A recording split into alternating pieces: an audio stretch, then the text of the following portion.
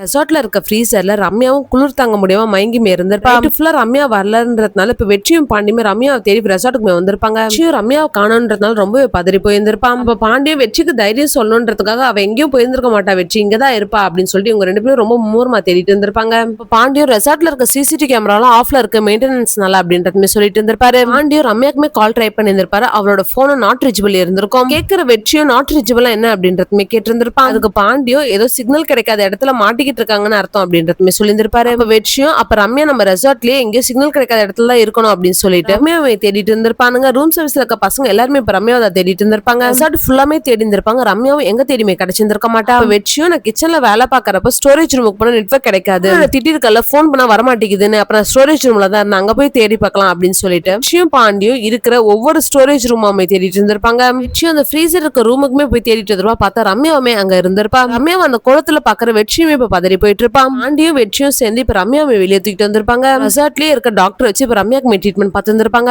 அந்த டாக்டர் இப்ப இவங்க கொஞ்சம் ஓகே தான், பாடி டெம்பரேச்சர் நார்மல் ஆயிட்டு இருக்கு, இன்னும் கொஞ்ச நேரத்துல நார்மல் ஆயிடுவாங்க அப்படின்றதுமே சொல்லிட்டு இருந்திருப்பாங்க. அதை கேட்டதுக்கு அப்புறம் தான் ரம்யாவோட அம்மாக்குமே கொஞ்சம் ரிலாக்ஸ் ஆயிருந்திருக்கும். ரம்யாவோட அம்மாவும் அவகிட்ட நீ ஒன்னும் கவலைப்படாத, எல்லாமே சரியாயிடும் அப்படின்னு சொல்லிட்டு ஆறுதலுமே சொல்லிட்டு இருந்திருப்பாங்க. ரம்யா பாக்கிறதுக்காக இப்ப அங்க வந்திருப்பா. ரம்யா கிட்ட நீ ஓகேவா, எல்லாமே சரியாயிடும், நீ ஸ்ட்ராங்கா இரு அப்படின்னு சொல்லி பேசிட்டு இருந்திருப்பா. ஸ்டோரேஜ் ரூமுக்கு வெளியே லாஸ்டா யாரு இருந்தாங்க அப்படின்றதுமே கேட்டு இருந்திருப்பா. ரம்யாவும் பேச முடியாம அதுக்கு ஆன்சர் பண்ண ட்ரை பண்ணிருப்பா. அப்ப ஐஷு சரி விடு பேசாத, அப்புறம் பாத்துக்கலாம் இதெல்லாம் அப்படின்றதுமே சொல்லிட்டு இருப்பா. ரம்யாவும் இல்ல லாஸ்டா நெடுமாற சார் தான் மீட்ல ஸ்டாக் எடுக்க சொல்லியிருந்தாரு, அதுக்கப்புறம் அவர் கொஞ்ச நேரத்துல போயிட்டாரு, அதுக்கப்புறம் தான் என்னோட கதவுமே லாக் ஆயிடுச்சு அப்படின்றதுமே சொல்லியிருந்திருப்பா. நெடுமானும் ரொம்ப மும்மரமா சமைச்சிட்டு இருந்திருப்பாரு. எல்லாரும் அவர் சமைக்கிறதுமே நின்று பாத்துட்டு இருந்திருப்பாங்க. ஐஷும் ஜான் கிட்டமே போயிட்டு டவுட்னு சொல்லிட்டு இன்டர்ன்ஷிப் வந்த பொண்ணு எதுக்கு கோல்ட் ஸ்டோரேஜ் ரூமுக்கு அவளை ஸ்டாக் செக் பண்ண அனுப்புனீங்க அப்படின்றதுமே கேட்டு இருந்திருப்பா. அதுக்கு ஜானும் அது என்கிட்ட கேட்டா அதை பத்தி ஷெஃப் கிட்ட தான் கேட்கணும் அப்படின்றதுமே சொல்லிட்டு இருப்பாரு. ஐஷும் நெடுமாறனும் பேசிக்கிறது இல்லன்றதுனால இப்ப ஐஷுமே அங்க தயங்கி தயங்கி நின்னுட்டு இருந்திருப்பா. நெடுமாறனும் ஜானோ கூப்பிட்டு அவர் பண்ண சூப்பர் அம்மையாக்குமே எடுத்து போய் கொடுக்க சொல்லியிருந்திருப்பாரு. ஓகே செஃப் நான் பெயிண்டிங் பண்ணிட்டு கொடுத்துறேன் அப்படின்றதுமே சொல்லியிருந்திருப்பாரு. கேட்கிற நெடுமாறனும் கடுப்பாயிட்டு இது நம்ம பேஷண்ட்டுக்கு தரோம், கெஸ்ட்டுக்கு தரல, இதுமே அப்படியே கொடுங்க அப்படின்றதுமே சொல்லியிருந்திருப்பாரு.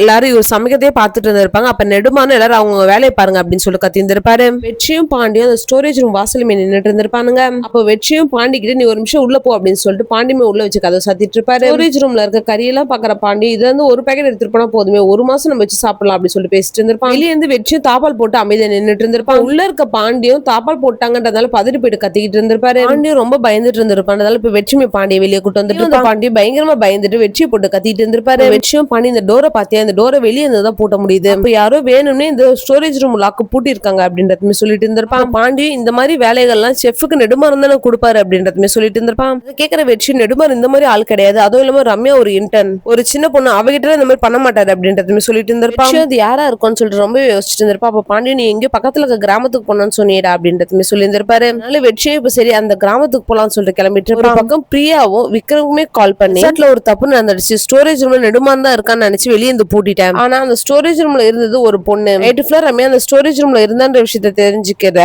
பிரியாவும் ரொம்ப ஃபீல் பண்ணிட்டு இருந்திருப்பா. விக்ரமும் பிரியாவும் நீ ஒழுங்கா கவனிக்க மாட்டியா, இப்படி கேவலமா சொதப்பிட்டு இருக்கே அப்படின்னு சொல்லிட்டு கேள்வியுமே கேட்டுட்டு இருந்திருப்பா. நான் டிரைவிங்ல இருக்கேன் அப்புறம் பேசுன்னு சொல்லிட்டு அந்த காலுமே கட் பண்ணிட்டு இருப்பான். அது யார் பண்ணிருப்பான்னு சொல்லிட்டு ரொம்பவே யோசிச்சுட்டு இருந்த எனக்கு என்னமோ கிச்சன் டீம்ல இருக்க விக்கி மேல தான் ரொம்ப டவுட்டா இருக்கு அப்படின்றதுமே சொல்லி பாண்டியும் அவளா இதுக்கு சரிப்பட்டு வர மாட்டான் வெற்றி அப்படின்றதுமே சொல்லிட்டு இருப்பான். மூடி இருக்க பொட்டி கடையானுமே போயிட்டு யாராவது இருக்காங்களான்னு சொல்லிட்டு தேடிட்டு இருந்திருப்பான். பாண்டியும் யாரை வெற்றி தேடிக்கிட்டு இருக்கா அப்படின்றதுமே கேட்டுட்டு இருந்திருப்பான். வெற்றியும் இங்க ஒரு பாட்டி பொட்டி கடை போடுவாங்க அப்படின்றதுமே சொல்லி இருந்திருப்பான். அதை கேட்கிற பாண்டியும் பசிக்குதுன்னா சொல்ல வேண்டியது தாண்டா, அதுக்கேண்ட இவ்வளவு தூரம் கூட்டு வந்தா அப்படின்றதுமே கேட்டு இருந்திருப்பாரு. வெற்றியும் இந்த பாட்டி கடையில இருக்க ஸ்நாக்ஸ் எல்லாம் சூப்பரா இருக்கும் பாண்டி, அவங்க ஒரு சீடை பண்ணுவாங்க அது ரொம்ப நல்லா இருக்கும், இந்த மாதிரி டிஷ்லாம் நான் பேண்ட்ரில போட்டா பேண்ட்ரி சூப்பரா ஓடும் அப்படின்றதுமே சொல்லிட்டு இருந்திருப்பான். எனக்கு நிறைய கடை தெரியும் பாண்டி, இன்னைக்கு ஃபுல்லா இதான் வேலை நமக்கு அப்படின்றதுமே சொல்லிட்டு இருந்திருப்பான். பாண்டியும் சீடெல்லாம் எனக்கே பண்ண தெரியும், இதுக்கா இவ்வளவு தூரம் வந்தோம் அப்படின்னு சொல்லிட்டு பேசிட்டு இருந்திருப்பான். வெற்றியும் அவங்க பண்ற சீடை ரொம்ப நல்லா இருக்கும், அதுல கேழ்வரகு கம்பெல்லாம் போட்டிருப்பாங்க, இவ்வளவு பொருள் போட்டும் சீடையை உடையாம எடுக்கிறது எவ்வளவு கஷ்டம் தெரியுமா உனக்கு அப்படின்னு சொல்லிட்டு வெற்றியுமே அவங்களுக்காக வெயிட் பண்ணிட்டு இருந்திருப்பான். எதுல ஒரு பாட்டியுமே வந்திருப்பாங்க, அவங்கள பாக்குற வெற்றி இவங்க தான் அது அப்படின்னு சொல்லிட்டு அவங்க கிட்ட பேசுறதுக்காக போயிருந்திருப்பாங்க. கடை வச்சிருந்தது நீங்க தானே அப்படின்றதுமே கேட்டிருந்திருப்பான். அதுக்கு பாட்டியும் நான் தான் அது அப்படின்றதுமே சொல்லியிருந்திருப்பாங்க. வெற்றியுமே அந்த பாட்டி கிட்ட நான் இங்கதான் பக்கத்துல வேலை பாக்குறேன் பாட்டி, இப்பெல்லாம் கடை போடுறது இல்ல அப்படின்றதுமே கேட்டுட்டு இருந்திருப்பான்.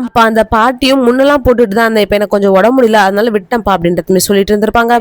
இப்ப தயங்கி அந்த பாட்டிகிட்ட உங்ககிட்ட ஒரு உதவி அப்படின்னு சொல்லிட்டு கடையில நீங்க பண்ற பலகாரத்தை செய்யறதுக்கு எனக்கு சொல்லி தருவீங்களா அப்படின்றதுமே கேட்டிருந்த பாட்டியுமே இவங்க ரெண்டு பேரை பார்த்து யோசிச்சுட்டு இருந்திருப்பாங்க. அதை சொல்லிக் கொடுக்க விருப்பம் இல்லைன்னா பரவாயில்ல பாட்டி, ஆனா நல்லா பண்ணக்கூடிய ஆள் தான், உங்க பேரை நான் சத்தியமா கெடுத்துட மாட்டேன் அப்படின்றதுமே சொல்லி இருந்திருப்பாங்க. பாட்டியுமே இப்ப சிரிச்சுட்டு சொல்லி தரேன்றதுமே சொல்லி இருந்திருப்பாங்க. அதை கேட்கிற வெற்றிக்குமே இப்ப ரொம்ப சந்தோஷமாயிட்டு இருக்கும். அந்த பாட்டி கிட்ட இருந்து அந்த பலகாரத்துல எப்படி செய்யணும்னு சொல்லிட்டு கேட்டு தெரிஞ்சுட்டு நோட்ஸ் எல்லாமே வெற்றி எடுத்து எடுத்துட்டு இருந்திருப்பான். அதே மாதிரி அந்த ஊர்ல இருக்க பல பேரை மீட் பண்ணி ஸ்நாக்ஸ் எல்லாம் எப்படி பண்றதுன்னு சொல்லி கேட்டு தெரிஞ்சுக்கிட்டு இருந்திருப்பான். அப்பவும் போல நெடுமாறனும் கிச்சன்ல செஃப் எல்லாம் பண்ண சாப்பிட்டு பார்த்துட்டு எதெல்லாம் மெனுல ஆட் பண்ணலாம்னு சொல்லிட்டு அதுக்கான கரெக்ஷன் சொல்லிட்டு இருந்திருப்பாரு. ஐஷு பண்ண டிஷ்ஷுமே சாப்பிட்டுட்டு எதுவுமே சொல்லாம அங்க இருந்து உள்ளியுமே போயிட்டு இருப்பாரு. ஐஷுவும் கடுப்பாயிட்டு அவ பண்ண டிஷ்ஷுமே எடுத்து போய் குப்பத்தொல்லியுமே கொட்டிட்டு இருப்பா. ஐஷு ஏதாச்சும் ஒரு டிஷ் நல்லா பண்ணி அவங்க அப்பா கிட்ட எப்படியாச்சும் பேசணும்னு சொல்லி ட்ரை பண்ணிட்டு இருந்திருப்பா. அவ ட்ரை பண்ற எல்லா டிஷ்மே ஃபெயிலியர்லயே போயிட்டு இருந்திருக்கும். ஐஷு சாப்பிடாம கூட ரொம்ப மும்மரமா அந்த டிஷ் எல்லாம் ட்ரை பண்ணிட்டு இருந்திருப்பா. அதை பாக்குற வேணியோ இப்ப ஐஷு கிட்ட வந்து லஞ்ச் டைம் ஆகுது, ஐஷு வா சாப்பிட்டு வந்து இந்த வேலையெல்லாம் பாக்கலாம் அப்படின்றதுமே சொல்லிட்டு இருந்திருப்பா. ஐஷு எனக்கு எதுவும் வேண்டாம் வேணி, நீ போய் சாப்பிடு அப்படின்றதுமே சொல்லிட்டு இருப்பா.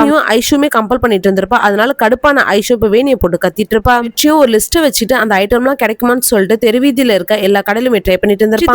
ஐட்டம்லாம் ரொம்ப ரேரான ஐட்டமா இருந்திருக்கும்ன்றதால எங்கேயுமே கிடைச்சிருக்காது. அதான் ஒரு கடைக்காரோ இதெல்லாம் ஊர்ல சொல்லி வச்சதாம்பா கிடைக்கும் அப்படின்றதுமே சொல்லிட்டு இருப்பாரு. வெற்றியும் சரி ஓகேனா இதெல்லாம் ஊர்ல சொல்லி வைங்க, இதுல 1/4 கிலோ அதுல 1/4 கிலோன்றதுமே சொல்லிட்டு இருந்திருப்பான். அதை கேட்கிற அந்த கடைக்காரம் 1/4 கிலோ எல்லாம் கிடைக்காதுப்பா, 25 கிலோ ஆர்டர் சொன்னதாப்பா நான் ஊர்ல சொல்லி வைப்பேன் அப்படின்றதுமே சொல்லிட்டு இருப்பாரு. அதனால வெற்றி இப்ப அந்த 25 கிலோ ஆர்டருக்குமே ஓகே சொல்லிட்டு இருப்பான். 25 கிலோ எல்லாம் ஜாஸ்திடா அப்படின்றதுமே சொல்லிட்டு இருந்திருப்பான். ஆனா வெற்றியும் அது எதையுமே கேட்காம இப்ப அந்த 25 கிலோக்கு ஆர்டருமே கொடுத்துட்டு இருப்பான். நானும் நெடுமாறனும் பேசிட்டு ரெசார்ட் விட்டு வெளியே வந்திருப்பாங்க. பார்த்தா நெடுமாறனோட ஃபர்ஸ்ட் பொண்ணுமே அந்த ரெசார்ட்ல ரூம் இருக்கான்னு சொல்லி கேட்கறதுக்காக நின்னுட்டு இருந்திருப்பாங்க. பொண்ணை பார்த்து நெடுமாறனுமே பயங்கர கடுப்புல நின்னுட்டு இருந்திருப்பாரு. ஐஷுவோட அக்காவும் இப்ப அவங்க அப்பா நிக்கிறதுமே பார்த்துட்டு இருப்பாங்க.